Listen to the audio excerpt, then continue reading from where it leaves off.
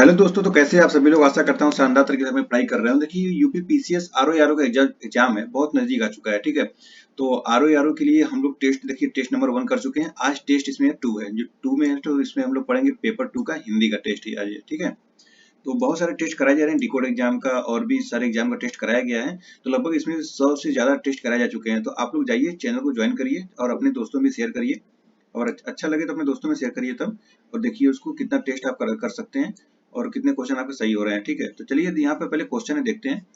निम्नलिखित में से कौन सा अमृत का पर्यायवाची नहीं है। अमृत का पर्यायवाची, देखिए पर्यायवाची शब्द पूछे जाते हैं। लगभग 10 क्वेश्चन इसमें आएंगे। 60 नंबर का एग्जाम, 60 क्वेश्चन की इसमें है एग्जाम। ठीक है, तो 60 क्वेश्चन इसमें आएंगे। 6 टॉपिक है, और टॉपिक वगैरह आपको पता ही होगा, नहीं पता होगा तो हम लोग के चैनल पे ही कराया गया है उनका सिलेबस के बारे में, तो देख सकते हैं। चलिए शुरू करते हैं। इसमें निम्नलिखित में से कौन सा अमृत का पर्यायवाची नहीं है। सुधा, पीयूष, अनल या अमी, कौन सा नहीं है। तो ये अनल नहीं है। इसमें क्या है कि अनल अमृत का, अमृत जो है अनल अमृत का नहीं बल्कि क्या आग का पर्यायवाची होता है। ठीक है, अनल। बाकी सुधा, पीयूष सब अमी है। फिर देखिए, निम्नलिखित में से कौन सा आरंभ का पर्यायवाची नहीं है। आरंभ का, उपक्रम, सूत्रपात, श्री गणेश या अर्वाचीन, कौन सा नहीं है। तो ये अर्वाचीन नहीं है। अर्वाचीन देखिए आधुनिक का पर्यायवाची होता है, आरंभ का नहीं। ठीक है, बाकी सब आरंभ का है, उपक्रम, सूत्रपात, श्री गणेश। फिर है, निम्नलिखित में से कौन सा उदास का पर्यायवाची नहीं है। उदास का, खिन्न, म्लान और अवसन्न या विरत। तो ये विरत, विरक्त जो है ये नहीं है। विरक्त किसका सब फिर है, तो विरक्त तो हो जाएगा उदासीन का पर्यायवाची, उदास का नहीं। ठीक है, उदास का पर्यायवाची कौन कौन सा है, तो उदास का खिन्न, म्लान एवं अवसन्न है। निम्नलिखित, नेक्स्ट क्वेश्चन है, निम्नलिखित में से कौन सा एक गंगा का पर्यायवाची शब्द है। निम्नलिखित में से कौन सा एक गंगा का पर्यायवाची शब्द है। पयस्विनी, सूरधुनी, तरडी या तरंगवती, बताइए कौन सा है। तो देखिए ये सूरधनी जो है ये गंगा का पर्यायवाची है, और बाकी पयस्विनी और तरड़ी और तरंगवती ये नदी के पर्यायवाची है। ठीक है, नदी के पर्यायवाची भी देख लीजिए। निम्नलिखित में से कौन सा शब्द दूध का पर्यायवाची है। दूध का, क्षीर, नीर, हवि या सुरभि, कौन सा है। तो ये क्षीर जो है ये दूध का पर्यायवाची है, और बाकी नीर, जल और हवि घी का, तथा ये जो सुरभि है, सुरभि गाय का पर्यायवाची होता है। ठीक है, हवि और नीर किसका है, तो ये जल का होगा, और किसका, नीर होगा जल का, और हवि होगा घी का। ठीक है, हवि घी का होगा, नीर जल का होगा, क्षीर जो है दूध का होगा, और सुरभि ये गाय का होगा। निम्नलिखित में से कौन सा प्रेम का पर्यायवाची शब्द है। प्रेम का, प्रेम का पर्यायवाची शब्द हो जाएगा आपका राग। ठीक है, राग किसका है, प्रेम का पर्यायवाची। तो देखिए शब्द ये राग जो है प्रेम का है, जबकि अनुपात पछतावा का होता है। अनुपात जो है ये पछतावा का होगा, और रज, रज जो है ये पराग का है, और पुनीत, पुनीत का हो जाएगा पवित्र पर्यायवाची। ठीक है, तो इसका ऑप्शन 6 का हो जाएगा, ऑप्शन सी। और बाकी सबका तो बता ही दिया। क्वेश्चन नंबर 7 है, पर्यायवाची शब्द की दृष्टि से निम्नलिखित में से कौन सा एक बाकी से भिन्न है। ठीक है, भगिनी, बांधवी, अग्रजा या बिंदु, कौन सा भिन्न है। तो देखिए इसमें सब है, ये बिंदु जो है ये एक दूसरे सबसे भिन्न है, क्योंकि भगिनी, बांधवी और अग्रजा शब्द बहन परी का पर्यायवाची है। ठीक है, इन सब का बहन का पर्यायवाची होगा, और लेकिन ये बिंदु जो है वो बूंद का जलकण होता है।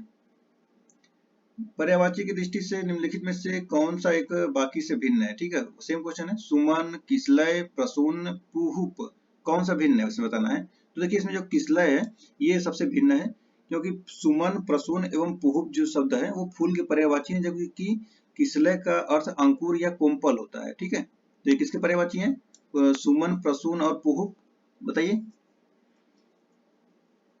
फूल के पर्यायवाची है।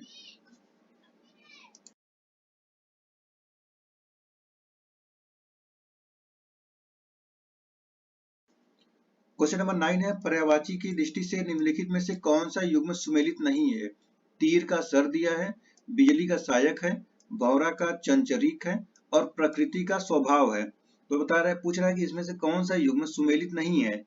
तो देखिए ये बिजली का सहायक जो है ये सुमेलित नहीं, तो ये हो जाएगा सही। ठीक है, सहायक का अर्थ बिजली नहीं बल्कि बाढ़ होता है। ठीक है, बाढ़। क्वेश्चन नंबर 10 देखिए, ऊपर है क्वेश्चन नंबर 10, पर्यायवाची की दृष्टि से निम्नलिखित में से कौन सा युग्म सुमेलित नहीं है। राजा, महीपति, रात्रि, तमिश्रा यमुना रवि सुता मूर्ख याचक, इसमें से कौन सा पूछ रहा है सही युग्म नहीं सुमेलित है, मतलब सुमेलित नहीं है इसमें बताना है, असुमेलित है। तो देखिए इसमें मूर्ख का याचक जो है ये कथन गलत है। याचक का अर्थ भिखारी अथवा भिक्षुक होता है, जबकि मूर्ख का पर्यायवाची अज्ञानी, गंवार, मूढ़ इत्यादि ये सब होते हैं। ठीक है।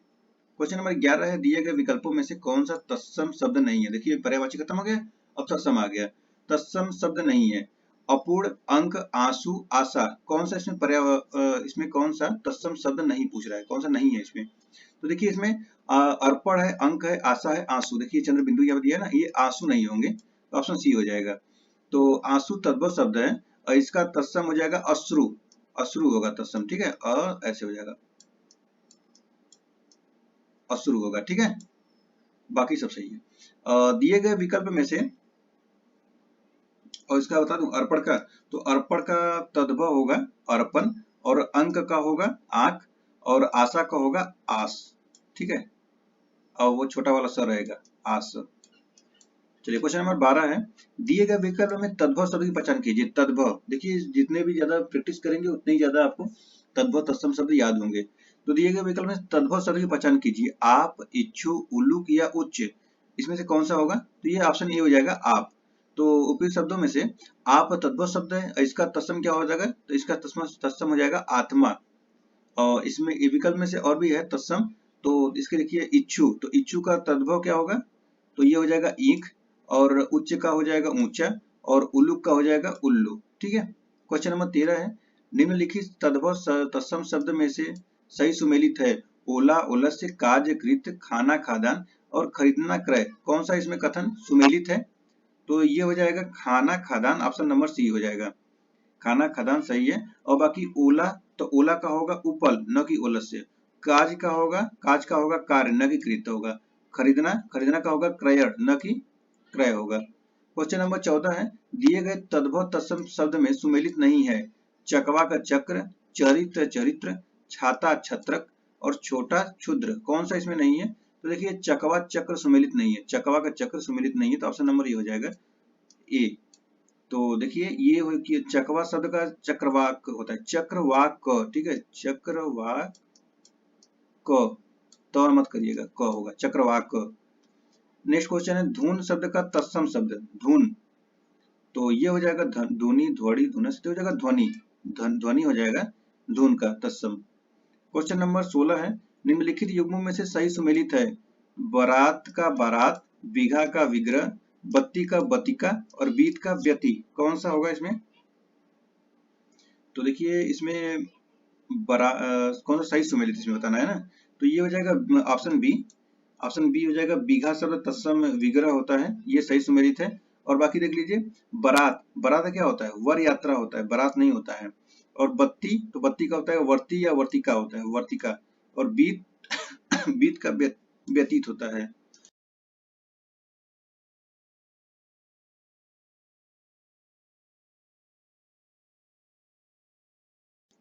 नेक्स्ट क्वेश्चन है, क्वेश्चन नंबर 17, दिए गए शब्दों में से तत्सम शब्द की पहचान कीजिए। तत्सम शब्द से पहचानना है। तो देखिए यह इसमें है बाघ, बादल, बनिया, वापी, कौन सा तत्सम शब्द है, तो ये हो जाएगा वापी। वापी जो हो जाएगा ये हो जाएगा तत्सम।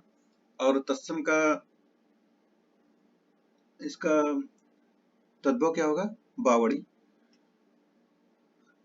और भी देख लीजिए तत्सम, जिसे है बाघ, तो वाटिका या तो वल्गा हो जाएगा। और बादल, तो बादल का हो जाएगा वारिद। और बनिया का हो जाएगा वणिक। क्वेश्चन नंबर 18 है, दिए गए विकल्प में से तद्भव शब्द की पहचान कीजिए। तद्भव शब्द पवन, पाप, पक्ष, नकुल, तो ये हो जाएगा पाप, पाप जो हो जाएगा तद्भव हो जाएगा। और उसका तत्सम क्या होगा, पातक होगा। पवन, पवन का क्या होगा, तो हो जाएगा पवन। और पक्ष का तद्भव तो हो जाएगा पाख। और नकुल का, तो नकुल का, नकुल, नकुल का हो जाएगा नेवला।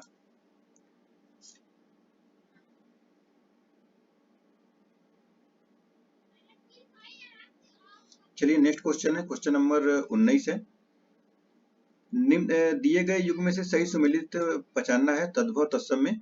बौना का बोपन, बबूत का बरभूत, मेह का स्नेह, सयाना का संज्ञान, कौन सा होगा इसमें, तो ऑप्शन बी हो जाएगा बबूत का बरभूत। तो देखिए भभूत जगह, ये सयाना का शब्द, सॉरी ये नहीं नहीं, ऑप्शन बी नहीं, ऑप्शन डी होगा, सयाना का संज्ञान होगा, ठीक है, सयाना संज्ञान। तो यहाँ पर सयाना संज्ञान जो है ये सुमेलित है, और बाकी बौना, तो बौना का वामन होगा, और भभूत का विभूति होता है, ठीक है, भरभूत नहीं होगा। और मेघ का, तो मेघ का स्नेह नहीं बल्कि मेघ, मेघ होगा, मेघ। क्वेश्चन नंबर 20 है, सजाना शब्द का तत्सम शब्द बताइए, सजाना। तो सजाना क्या होगा, सजाना का हो जाएगा सज्जापन, ठीक है, सज्जापन होगा। क्वेश्चन नंबर 21 देखिए, निम्नलिखित में से ओत प्रोत शब्द का विलोम, ये खत्म हो गया, तत्सम तत्व खत्म हो गया, पर्यायवाची या तत्सम तत्व खत्म हो गया, अब आ गया विलोम शब्द, ओत प्रोत। ओत प्रोत का बताइए क्या होगा, तो ओत प्रोत का विहीन, अनीस, प्रगामी, संयुक्त, ये हो जाएगा विहीन, ऑप्शन ए हो जाएगा विहीन। ओत प्रोत का विलोम हो जाएगा विहीन। अनिस शब्द का होता है इस, और संयुक्त का होता है च्युत, ठीक है।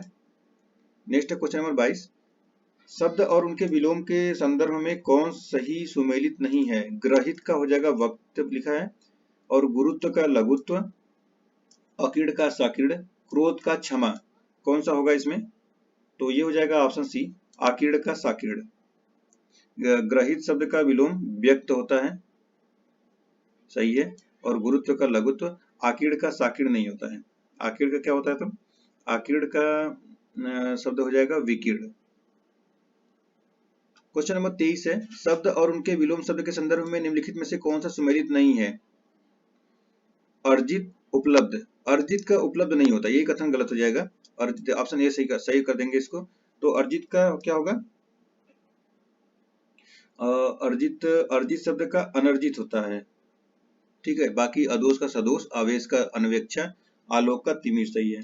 क्वेश्चन नंबर 24 है, निषिद्ध का विलोम, निषिद्ध, निषिद्ध का विलोम क्या होगा, विहित, विनीत, विधि और या सर्वज्ञ, तो ये हो जाएगा आपका विहित, ऑप्शन ए विहित। निषिद्ध, निषिद्ध का विलोम विहित। धृष्ट का क्या होता है, धृष्ट, धृष्ट का विलोम विनीत होता है, ठीक है ये। और निषेध, निषेध, निषेध का विलोम हो जाता है विधि, और सर्वज्ञ का हो जाता है विलोम अज्ञानी या अज्ञ। शब्द एवं उनके विलोम संदर्भ में सुमेलित नहीं है, प्रसारण का विसरण, उन्मीलन का निमीलन, और अकारादि का अकारांत, और कुसुम का पाहन, कौन सा नहीं है बताइए।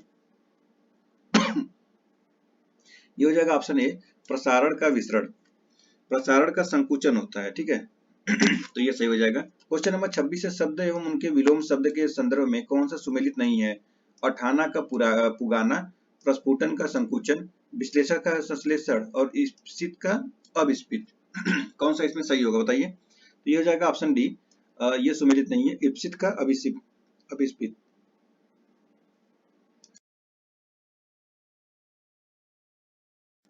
तो देखिए यहाँ पर जो इप्सित अविस्पित लिखा है, ये हो जाएगा आपका अनिप्सित हो जाएगा, ठीक है, बाकी सही है। क्वेश्चन नंबर नेक्स्ट 27 है, निम्नलिखित में से उपमान का विलोम बताइए, उपमान, उपमेय, समान, अपमान या उन्मान, कौन सा होगा, तो ये हो जाएगा ऑप्शन ए उपमेय। क्वेश्चन नंबर 28 है, निम्नलिखित में से कौन सा विलोम सुमेलित नहीं है, अतिवृष्टि, अनावृष्टि, ग्राह, त्याज्य, स्वार्थ, हितार्थ, अनुग्रह, विग्रह, कौन सा होगा, ऑप्शन सी जो है स्वार्थ का हितार्थ लिखा है, ये हो जाएगा गलत, स्वार्थ का परमार्थ होता है। क्वेश्चन नंबर 29 है, निम्नलिखित में से कौन सा विलोम युग्म सुमेलित नहीं है, निर्मल का मलिन, चिरंतन का नश्वर, स्थूल का सूक्ष्म, और मसृण का दृढ़, कौन सा होगा इसमें, तो ये हो जाएगा ऑप्शन डी, मसृण का दृढ़। तो ये गलत है, क्योंकि मसृण का होता है रुक्ष, बाकी सही है, ठीक है।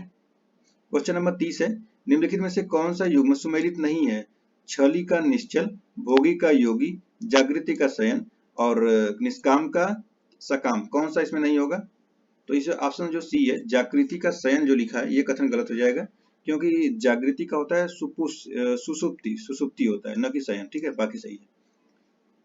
क्वेश्चन नंबर 31, ज्यों सब में व्याप्त हो के लिए एक शब्द, क्यों क्या होगा, ज्यों सब के, जो सब के लिए व्याप्त हो उसके लिए एक शब्द बताना है, विभु, विज्ञ, वर्धमान या वाचाल, तो हो जाएगा विभु, ऑप्शन ए हो जाएगा विभु।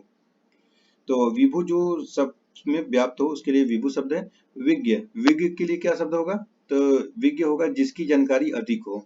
वर्धमान, तो वर्धमान के लिए हो जाएगा जो बढ़ रहा हो। और वाचाल, तो वाचाल के लिए अधिक बोलने वाले व्यक्ति को क्या बोलते हैं? वाचाल। क्वेश्चन नंबर 32 है, जो आंखों के आगे उपस्थित हो सके उसके लिए एक शब्द बताइए। जो आंखों के एक मिनट,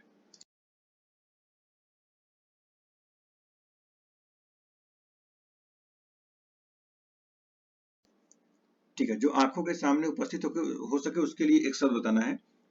तो यह अपारदर्शी, परोक्ष, प्रियदर्शी या प्रत्यक्ष? तो ये हो जाएगा प्रत्यक्ष। ये होता है कि आंख के सामने प्रत्यक्ष दिख रहा है तो हो जाएगा प्रत्यक्ष। और परोक्ष क्या होता है? तो परोक्ष होता है वह जो आंखों से परे हो। और अपारदर्शी, अपारदर्शी है जिसका जिसके पार न देखा जा सके उसको अपारदर्शी बोलते हैं। और प्रियदर्शी जो देखने में बहुत प्रिय हो। क्वेश्चन नंबर 33 है, लाभ की इच्छा रखने वाले के लिए एक शब्द बताना है। लाभ की इच्छा रखने वाले को तो उसको बोलते हैं लिप्सा। जो लाभ की इच्छा रखता है उसको बोलते हैं लिप्सा। और लाभार्थी को बोलते हैं लाभ को पाने वाला। और लाभदायक किसको बोलते हैं? तो बोलते हैं कोई वस्तु जब फायदेमंद हो उसको लाभदायक बोलते हैं। क्वेश्चन नंबर 34 है, ऊपर आने वाले श्वास के लिए एक शब्द बताना है। ऊपर आने वाली श्वास के लिए उसको बोलते हैं उच्छ्वास। ऑप्शन ए हो जाएगा उच्छ्वास। और ऊर्ध्वगामी क्या होता है? तो ऊर्ध्वगामी होगा ये ऊपर की ओर जाने वाले को। और उपयुक्त ऊपर तक हुआ। और अर्थगर्भित को बोलते हैं जिसके अंदर अर्थ भरा हो। क्वेश्चन नंबर 35, जहां किसी बात का डर ना हो के लिए एक शब्द बताना है। परमहंस, निरापद, निष्प्रिय या दुर्जेय? तो ये कौन सा होगा इसमें? तो ये हो जाएगा निरापद। जहां किसी बात का डर ना हो उसको बोलते हैं निरापद। परमहंस किसको बोलते हैं? परमहंस बोलते हैं जो सुख दुख से परे हो। और निष्प्रिय बोलते हैं जिसको किसी प्रकार का लोभ ना हो। दुर्जय बोलते हैं जिस पर विजय पाना कठिन हो। ठीक है, तो इसका ऑप्शन बी हो जाएगा। क्वेश्चन नंबर 36 है, जिसका दमन करना कठिन हो के लिए एक शब्द बताना है। जिसका दमन करना कठिन हो, दुत, चित, दुष्कर, दुर्निवार या दुर्दम्य? तो ऑप्शन सी हो जाएगा दुर्दम्य। तो देखिए दुर्निवार, दुर्निवार हो जाए, दुर्निवार के लिए एक शब्द होगा जिसका निवारण करना कठिन हो। दुष्कर, दुष्कर जिसे करना कठिन हो। और दत्तचित्त तो उसको बोलते हैं किसी काम को पूर्ण लगन से करना। क्वेश्चन नंबर 37 नीचे है 37, क्रोध करने वाली स्त्री के लिए एक शब्द। क्रोध करने वाली स्त्री क्या बोलते हैं उसको? क्रोध करने वाली स्त्री को उसको बोलते हैं भामिनी। ठीक है, जो क्रोध स्त्री करते हैं उसको बोलते हैं भामिनी। एक मिनट,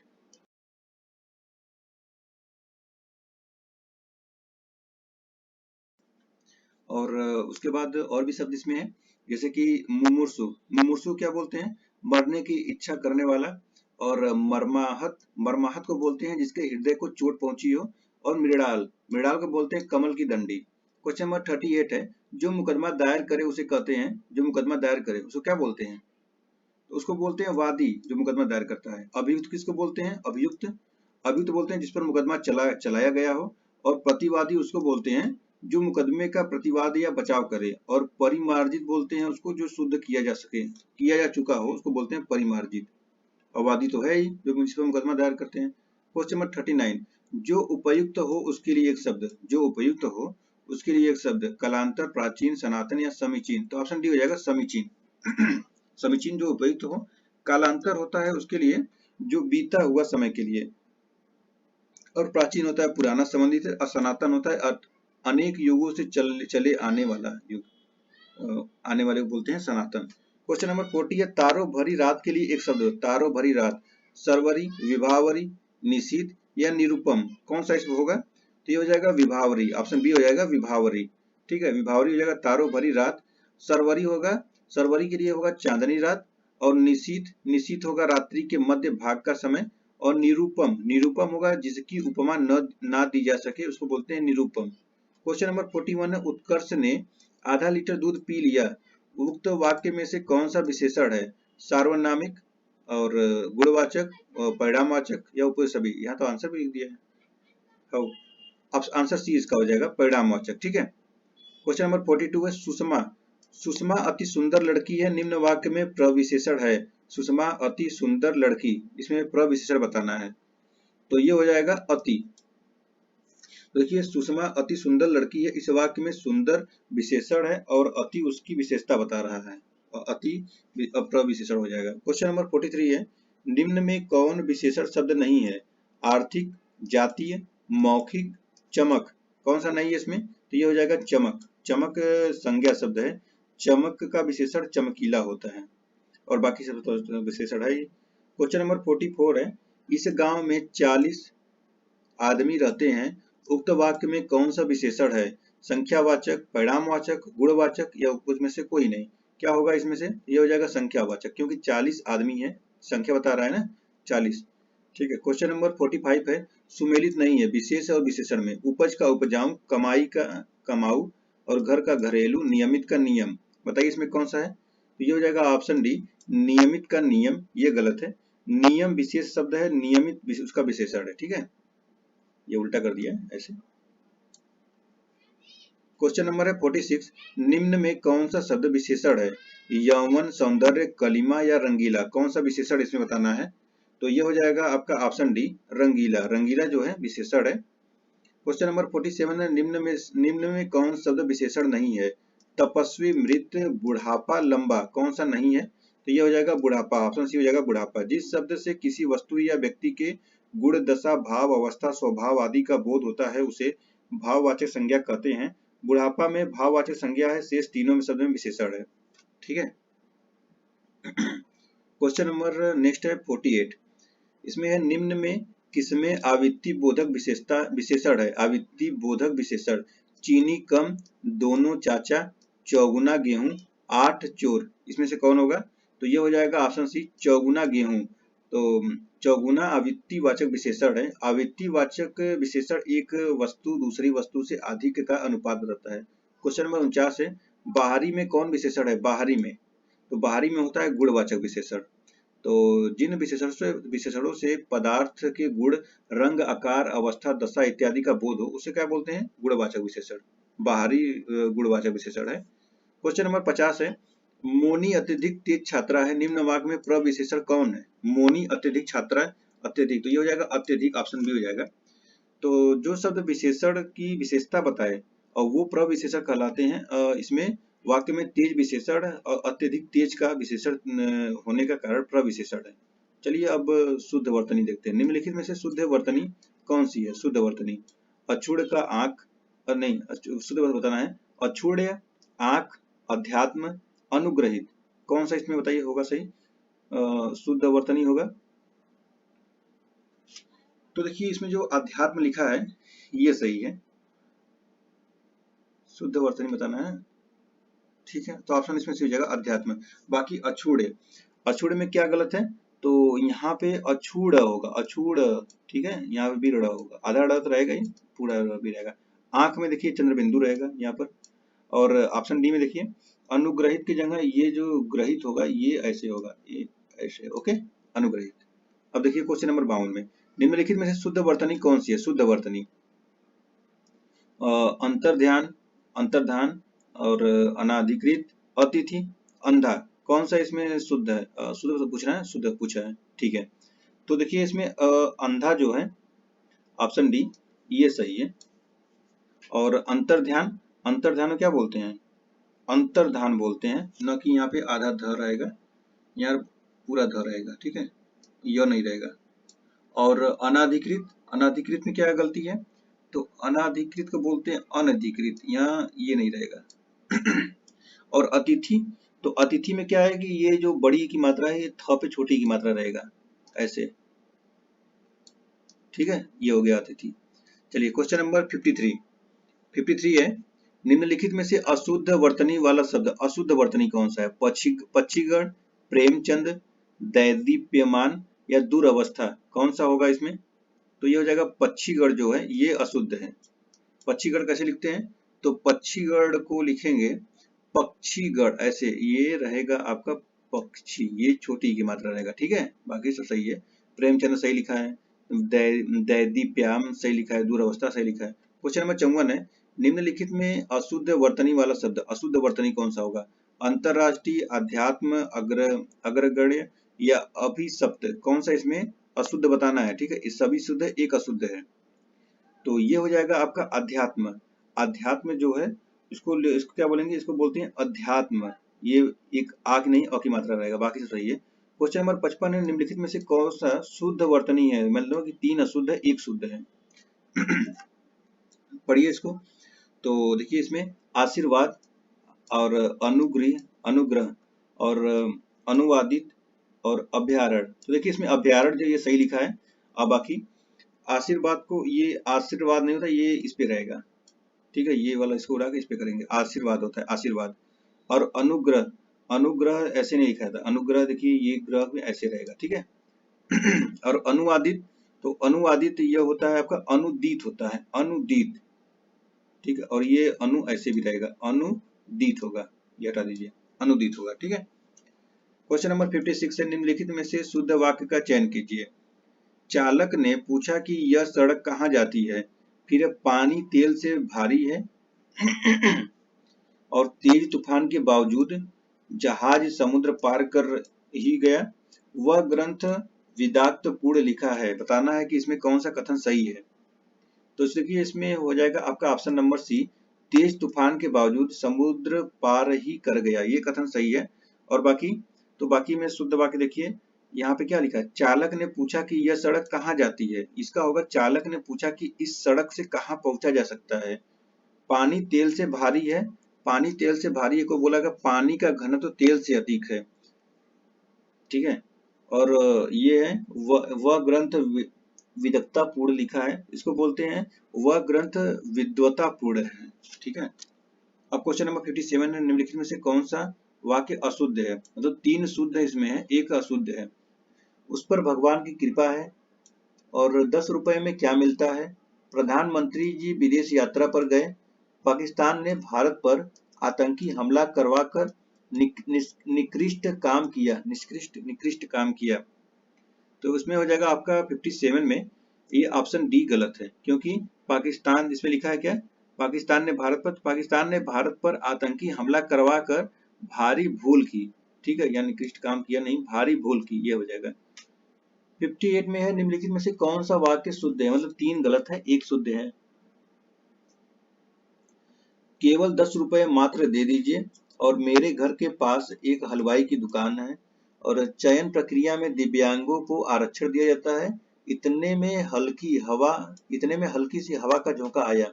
ऑप्शन सी हो जाएगा, ये कथन सही है, चयन की प्रक्रिया में दिव्यांगों को आरक्षण दिया जाता है। देखिए जो ए में है क्या गलत है, केवल 10 रुपए मात्र दे दीजिए को बोलेंगे 10 रुपए मात्र दे दीजिए, ठीक है, ये केवल हटा दीजिए, इसलिए गलत हो जाएगा। और यहाँ पर है कि मेरे घर के पास हलवाई की एक दुकान है, न कि एक हलवाई की दुकान है, यहाँ पे गलत हो गया। डी में देखिए इतने में हवा का हल्का झोंका आया, ठीक है, ये हल्की सी भी नहीं, हल्का झोंका आया को बोलेंगे, ये गलत हो गया। चलिए क्वेश्चन नंबर 59 है, निम्नलिखित में से अशुद्ध वाक्य का चयन कीजिए। अशुद्ध वाक्य मतलब एक शुद्ध है बाकी अशुद्ध है। सेना के मोर्चा संभालते ही गोलियां की बाढ़ आ गई, गोलियां की बौछार होती है, गलत हो गया। तो ये सर थॉमस रो ने जहांगीर को उपहार दिया, और सर थॉमस रो ने जहांगीर को उपहार दिया। लाल बहादुर शास्त्री जी ख्याति प्राप्त नेता थे। भारतीय नारी शीर्षक निबंध अच्छा है, तो 59 में ऑप्शन ए हो जाएगा। तो ये देखिए बाकी संज्ञा संबंधी अशुद्धि है, इसका शुद्ध वाक्य क्या होगा, सेना की मोर्चा संभालते ही गोलियां की बौछार आ गई थी, ठीक है, बाकी सब शुद्ध है। चलिए क्वेश्चन नंबर आज इसमें 60 देखते हैं और लास्ट, निम्नलिखित में से शुद्ध वाक्य का चयन कीजिए। एक शुद्ध है बाकी अशुद्ध है। देखिए मोहन कल सारी रात भर जागता रहा, सारी रात भर को ही बोलते हैं सर।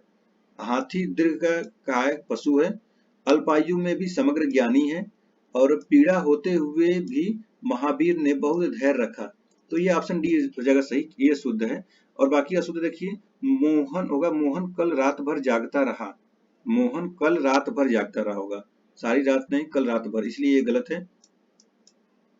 और बी में देखिए हाथी एक विशालकाय पशु है, हाथी एक विशालकाय पशु है, दीर्घकाय नहीं। और होगा ये अल्प आयु में भी वह पूर्ण ज्ञानी है, अल्प आयु में भी वह पूर्ण ज्ञानी है, ऐसे होगा, समग्र नहीं। तो इसमें ऑप्शन डी सही होगा, ठीक है। तो देखिए ये आज कौन सा टेस्ट था, ये आज टेस्ट 2 था। इसके पहले एक टेस्ट कराया गया जो कि वो पेपर 1 के लिए था, जीएस के लिए, और ये किसके लिए, तो ये हिंदी के लिए था। अभी इसके बाद एक फिर टेस्ट आएगा, तो वो टेस्ट होगा 3 नंबर, उसको करेंगे हम लोग नेक्स्ट वीडियो में। चलिए फिर मिलते हैं नेक्स्ट वीडियो में, थैंक यू सो मच।